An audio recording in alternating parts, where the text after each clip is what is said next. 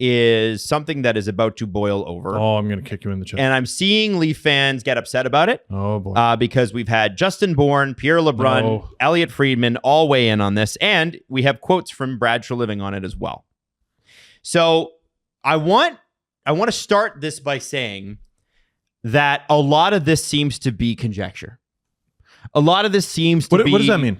It seems to be we don't actually know. We're assuming. Oh, like made up? It could be sourced, but not a full picture, I would say.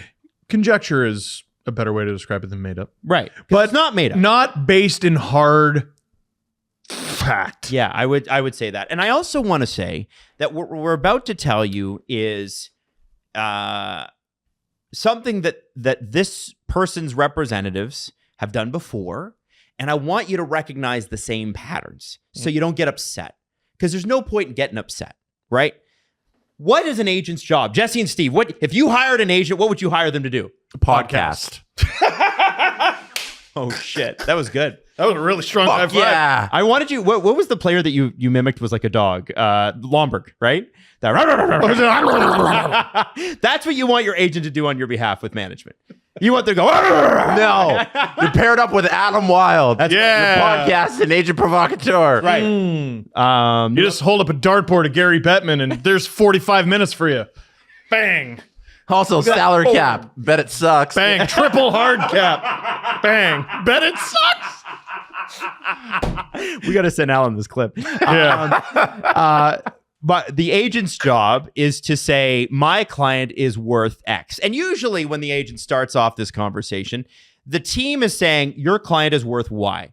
Mm-hmm. The number is somewhere between X and Y. Usually X is about 15 to 20% more than the client's probable market value. The Y, the team ask, is usually 15 to 20% lower than league what the market value would be. And the reason for that is both sides are going to come to the middle and try to work out who gets a little bit more. Does the team save 3%? Does the agent get an extra 5%? These are the way these negotiations play out. Mm-hmm.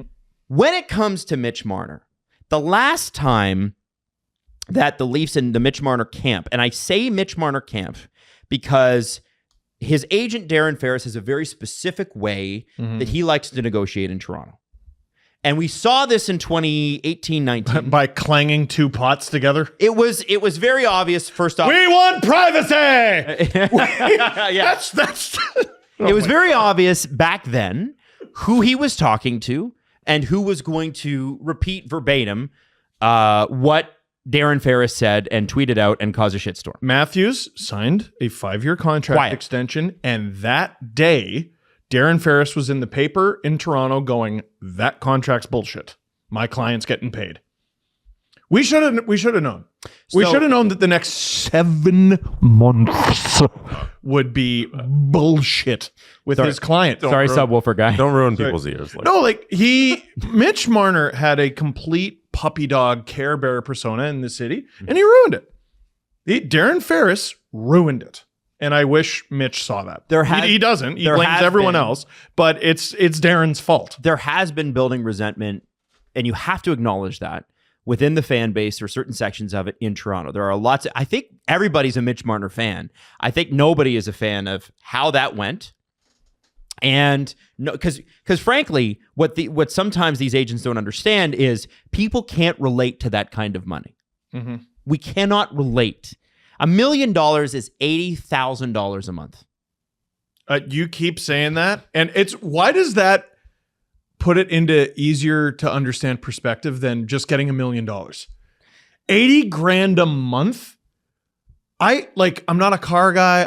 I couldn't spend that fast enough. So I couldn't. So then if you get up to what people assume Mitch's next contract will be. Now he's been at around $11 million, right? I know there was like a 10.193 or whatever it is. Yeah.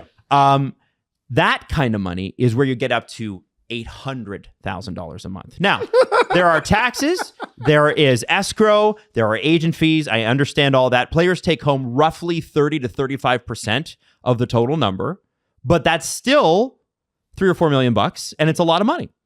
And so the reason I'm doing this obnoxiously long, really drawn out, painful setup that I wouldn't normally do, is my job here and our job here is not to stoke the fires of hatred. I don't want the armies of Mordor coming out about this. And I want you to look at this the way it's going to play out, because here's what's happening already.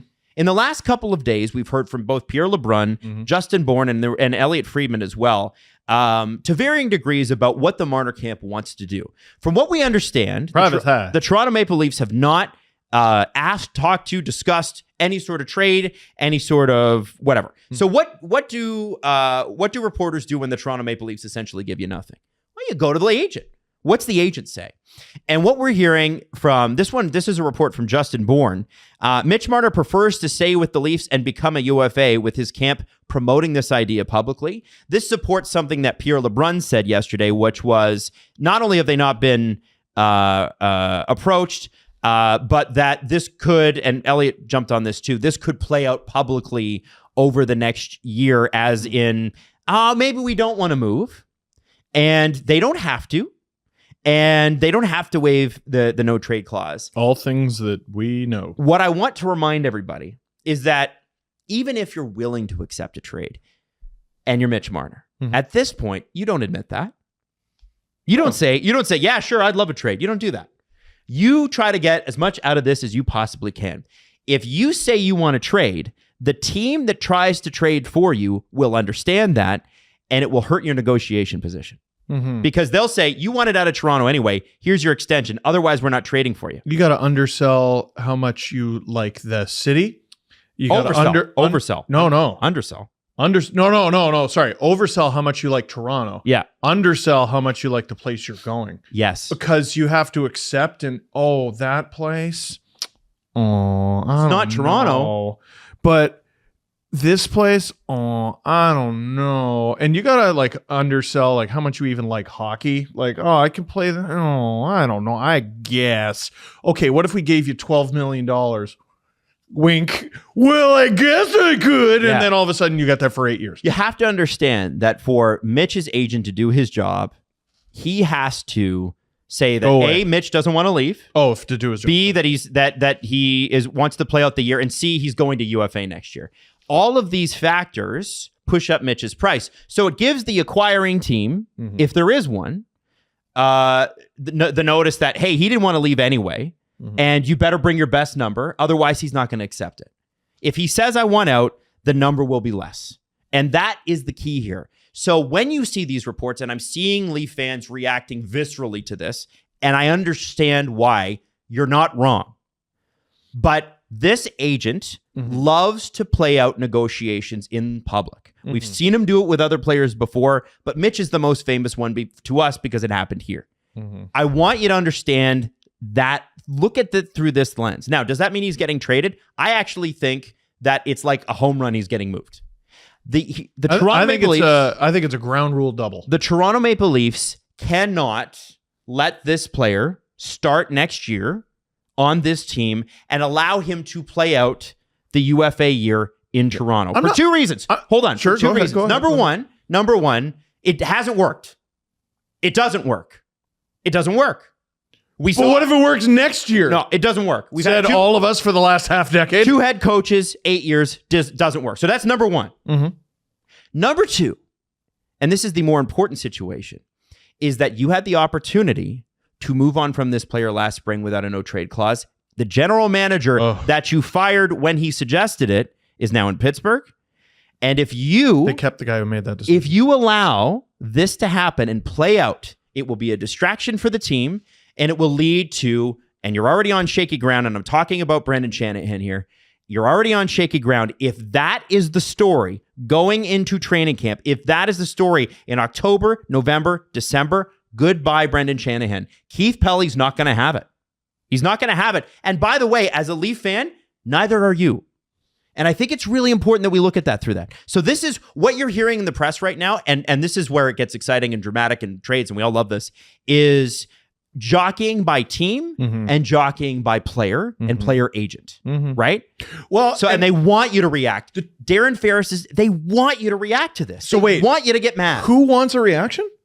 Well, I think they want the Marner camp wants as much attention on this as they can, so that other teams will pay attention and go, maybe we should get him. Man, it's just weird. It's like I thought the Toronto media was like toxic and like making stuff up. I don't think they're making anything up here. Oh, but I thought they were like that's what they do, like for the clicks. It's all about the clicks. No, this isn't like, oh, they're giving all this attention. No. The Marner camp's getting exactly what they want. If the Toronto media really are sharks, the Darren Ferris, Marner's agent, is chumming the water. Well, sure. Yeah, that's what. Yeah. I don't think anybody's worried about the media right now. I don't know why you're worried about it. No, it's just people always go, yeah, and they just carte blanche the dumbest shit ever. That even though it doesn't make any sense. Guys, please pay attention. Please be media literate. This is what's happening. I'm sorry. So here's what's interesting, and this is where I wanted to bring you guys in on this one. I wanted to get that out of the way. The more interesting part of this is Treliving directly quoted on it. It's from Pierre Lebrun. Treliving and Marner's agent, Darren Ferris, as one would expect, met Tuesday. So they did meet yesterday. So the claims that they haven't met are a little bit old. Treliving says, the thing I would say is be very, very careful of what you read out there. Mitch is a hell of a player. He's going into the last year of his contract. We're not going to comment on any players. Any business that we conduct will do between Darren Ferris and us. We're not going to play by play on it. We've got to look at every possible way for our team to get better. Mitch controls a whole lot of this thing with his no trade clause. There's a lot that if there's a way to make our team better, we're going to do it. But we're certainly not going to make a trade just so we can pound our chest and say we look different. And that's him holding on to his leverage, which is, well, we don't have to make this trade. So I wanted to know, with all of that said, Jesse and Steve, with cooler, calmer heads, what do we think? What do you think? How do you feel? I have zero appetite in ever doing this again. We lived through the first Marner negotiation. Nope, that's enough. Take care. What made it different than the Nylander negotiation for you? Because Nylander held out longer. Yeah, no, that sucked ass and was annoying, and I hated it. And then Willie signed for $6.9 million, which we all thought was like Kyle Dubas should be friggin' arrested. And then Marner signed for like in the neighborhood of 75% more, and we acted like it was the same thing. And it very extraordinarily wasn't. Now, they were coming off different seasons. Willie's in the mid-60s, Marner in the mid-90s. Yeah, points. Fair enough. You know, it was very different. The way it played out in the media, to me, was exhausting. I think part of that is Darren Ferris's theatrics. I think another part of that, though, is it was the second one. We had just gotten through Willie. It was less than a year after. If I'm not mistaken, didn't it work out where it was Willie? It was Tavares, Willie one summer, and then Marner the next. Oh, like, give me a break. So is that fair to Mitch? No. And then there was the Paul Marner stuff. Way to go, Paul. That whole thing that went out online. And I don't even remember where that came from. But I will say that I got to do a retrospective. The thing I do want to say is that there's no question that the way that Louis Gross handled it, which was mostly behind the scenes. Mostly. People did vilify Michael Nylander, William's dad. Oh, and Willie. It took him years to shed that reputation. And then Marner comes, but it seemed like that negotiation was not just more contentious, but that the Nylander negotiation plus the pressures of the Marner thing going 2 days into camp is when he signed, or 2 days before camp is when he signed. Yeah.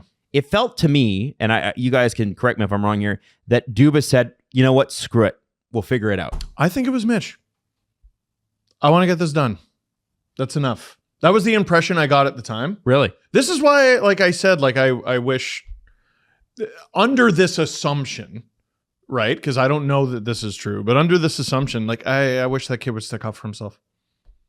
I do. Who? To the people around him. I think he's got this attack dog. Darren Ferris doesn't last long with a lot of guys. And when he does, it often doesn't go well. Like I got his Puckpedia in front of me. Mitch Marner. Out of the park, home run, got him all the money in the world, ruined his reputation, but got him all the money in the world. He's got Nazem Kadri. I don't know if that was his agent when Kadri signed that deal. Trade rumors. Interesting. Taylor Hall. Woof! That was bad. Yep. He turned down $64 million. Josh Anderson. Woof! Well, I think that was actually a good deal for Josh in retrospect. Yeah, but, Josh is going to sit out. And, the comments are going to be full of people from different fan bases going, oh, I didn't know that was his agent. So that was the Columbus negotiation where he ended up trade rumors, and my guy's going to get his, and I'm going to give him a contract that, who wants Josh Anderson on their team? Who wants him on their team right now? Okay. Sam Bennett, really good deal. Really good deal. Got him traded, but, extremely good deal. They got him into a better position, to be honest. He might be on the ice when Bennett and Rodriguez win the cup, because Rodriguez is also his client. Andreas Athanasiou. There's another guy. He's always in rumors and holdouts, and he's too expensive and blah, blah, blah. Morgan Frost is always in rumors. He's around a lot of guys. They're always surrounded by rumors. Isn't that weird? I wonder why that happens. Do you think people are picking on him? Or do you think he's leakier than a friggin' sieve? I don't know. It could be one, could be the other. Who's to say? Jesse? With all this conversation, I'd like to know where you're at, just how you're breaking this down in your mind. I don't think the Leafs can go forward with the currently constructed trio that they have in Marner and Willie and four. Sure, I don't think I think there's a lot of people trying to jump around to it's going to be difficult to Mitch, so just keep him and find a way to do that. I think we see enough evidence that you can't do that, so I don't think we should relitigate that. I think you still should move him for the sake of the team because we know it doesn't work. I tell you what, no, let's be nice. Let's be nice to him. He deserves people being nice to him. So we're going to keep him at home. Good boy. We're going to keep him at home. Good boy. What team does Austin Matthews play for next year? Toronto Maple Leafs. No, we got to get rid of one of them. And we're not going to get rid of our sweet little boy. So where's Austin going to play next year?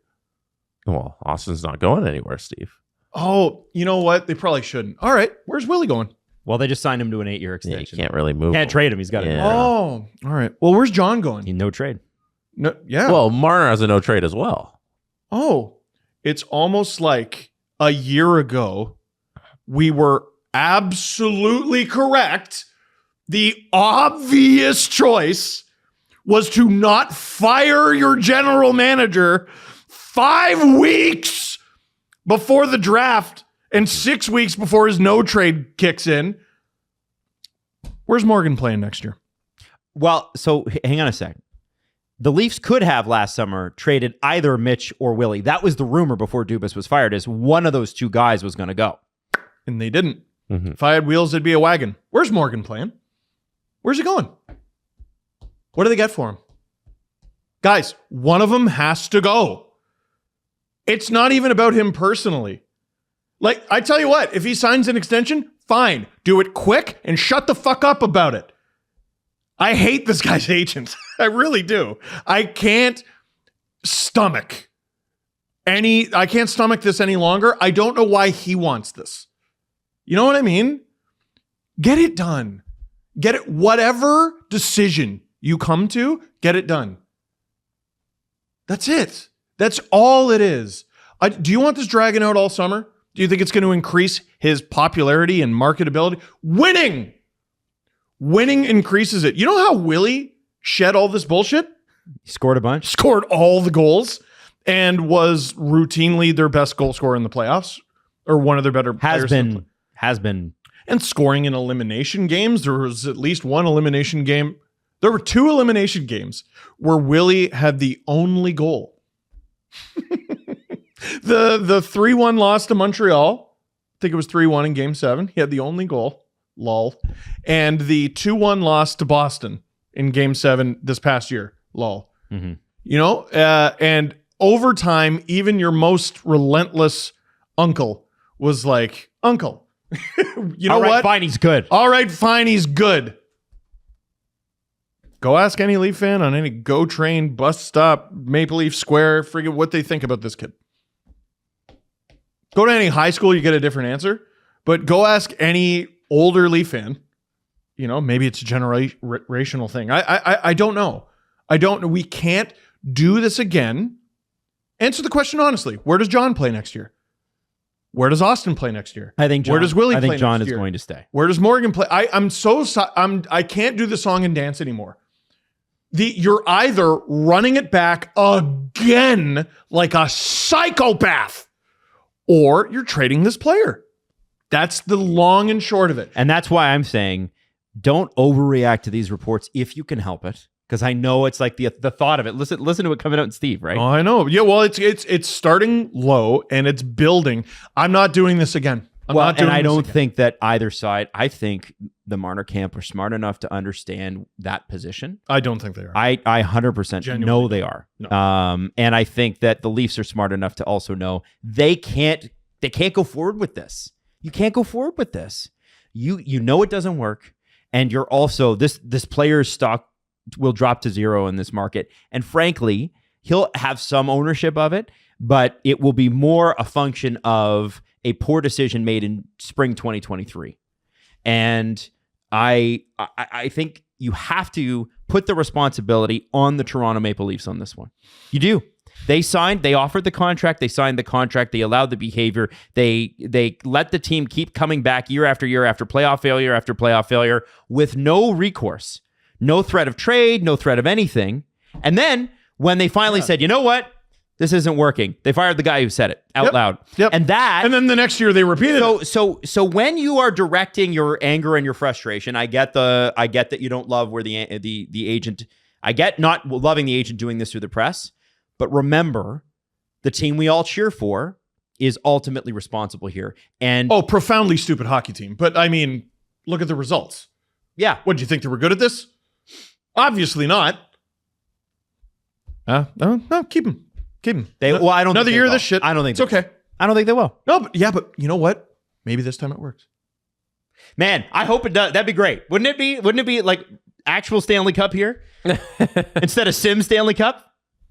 That'd be great. Maybe we can wait a calendar year to see if it works out. I'm not doing it again. Please. I want to read from James Myrtle in The Athletic on September. Never heard of him. Hiss. September 13th, 2019, the day Mitch Marner signed. Sorry, you mean Canucks fan Myrtle? Okay, sure. What is that? Is that a reference? He's from Kamloops. He's a Leaf fan or a Canuck fan, depends on who hates him at that who moment. hates him and is tweeting at him. I think it's fun to go back and read this little piece that he wrote in The Athletic and see how it played out. Is that the word? Yeah. Fun? Fun? Yes. Is it fun? I am having fun. We're about to have podcasting fun? with my friends. I can't wait. Their front office staff are feeling defeated, done in by another frustrating negotiation that went on too long and ultimately didn't go their way.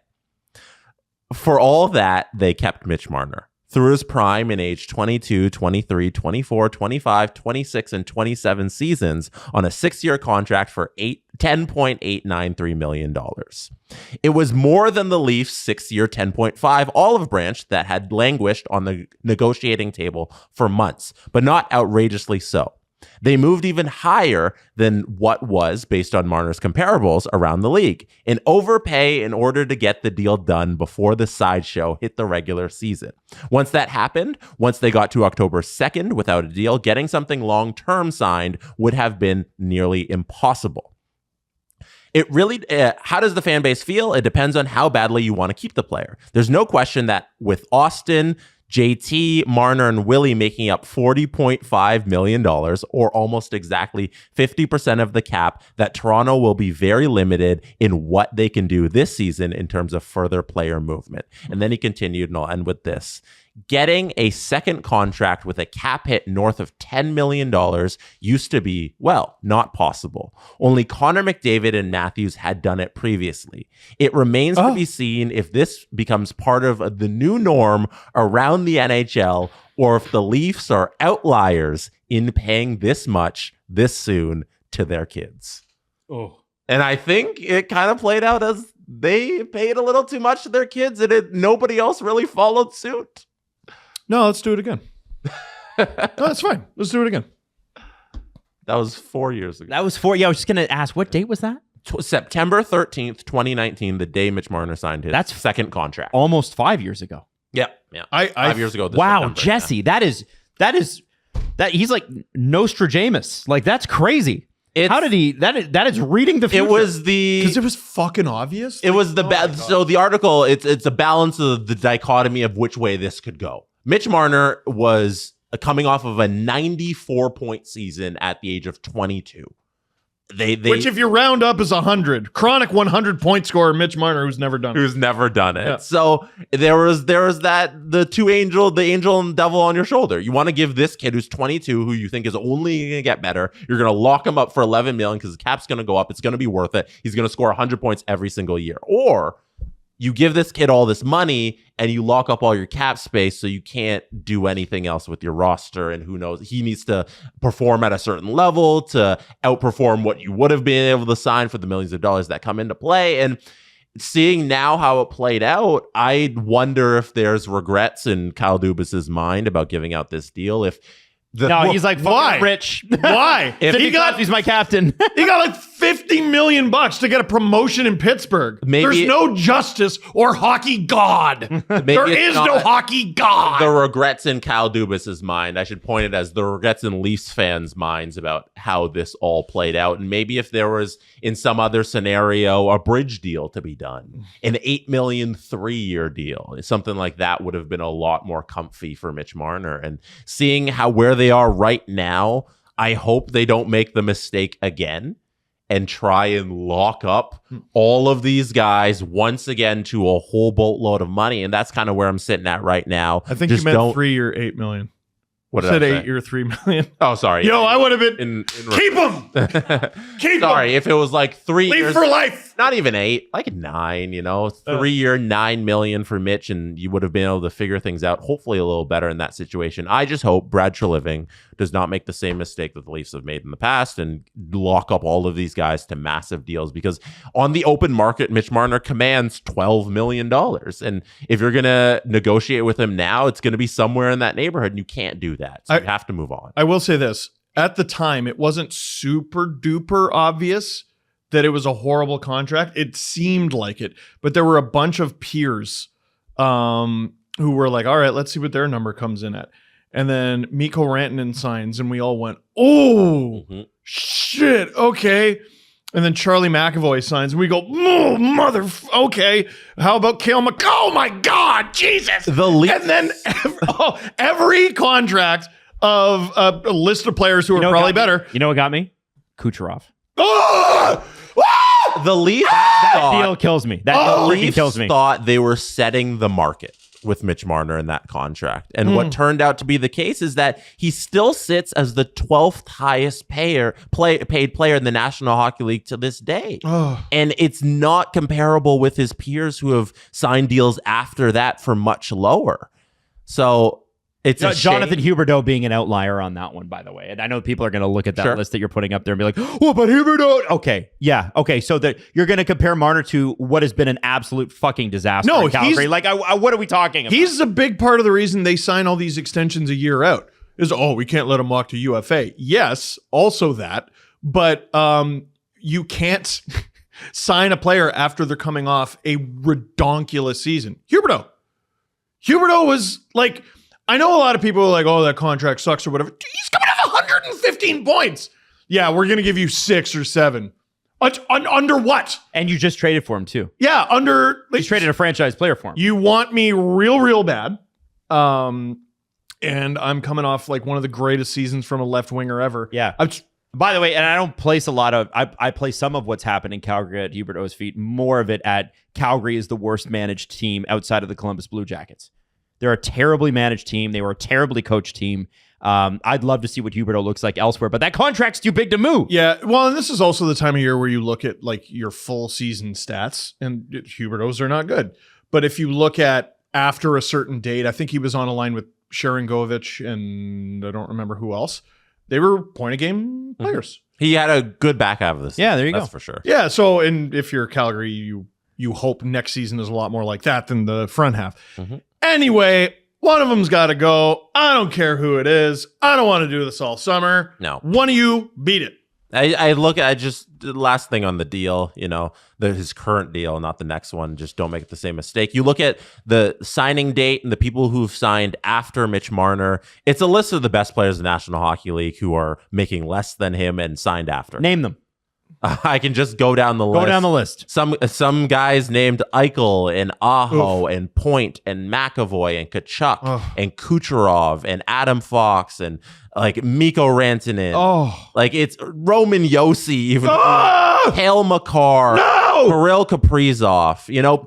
We would take Leon Draisaitl, which was signed before. That's 2017. That one doesn't count. It seemed like an overpay at the time. And everybody was like, "Are you freaking nuts?" No, it was a great trade. No, it seemed like an overpay at the time. It's like one of the greatest contracts in NHL. That's why I have the signing date up there too, just for comparables. But you would take a lot of these guys plus the extra cap space over Mitch Marner any day of the week. I think Matthew the biggest Tkachuk. guys, here's the problem for me. The biggest indictment on that contract is that if you were to ask, I don't think you can make the argument that he's worth much more now than what he's getting paid.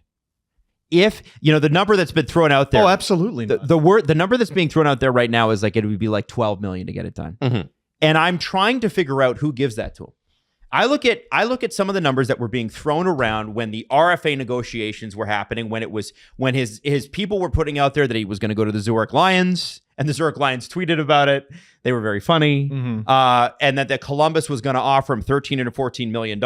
Yeah, which Columbus. Apparently they did. They did. Yes. Not to be a dick, it's Columbus. Yeah. They have to overpay. Yes.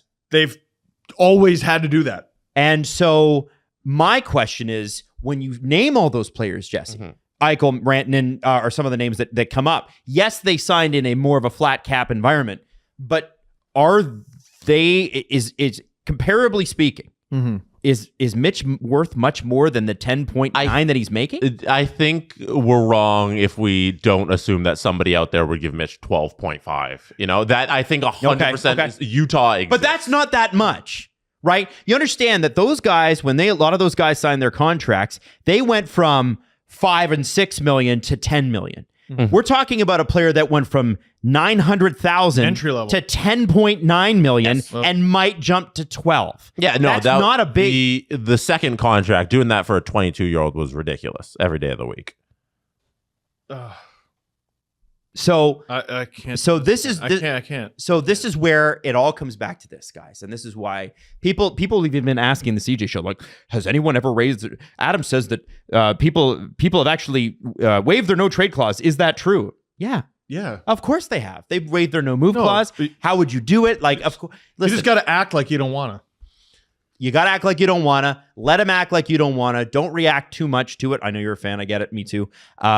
And it's frustrating, but remember that what you're seeing is this is an agent that is angling for the best price for his client, which is his job, and a team that is angling for the best price for the team, which is their job. Yeah. And at the end of the day, I am 100%, 1,000% sure that this team is two things. One, going to trade him. Two, without Zach Hyman. He enters training camp with literally like Matt Duchene levels of anger. And I'm talking Matt Duchene. You remember that picture of Matt Duchene with the Colorado Avalanche? Yes, it's hilarious. Like, you can't let this player get to training camp like this. You can't do it. Mm-hmm. And so it's either that or Shanny loses his job. It's one of the two. It can't. That would be the biggest distraction, and what a disservice that would be to Austin Matthews and the career he's putting together. You can't do it.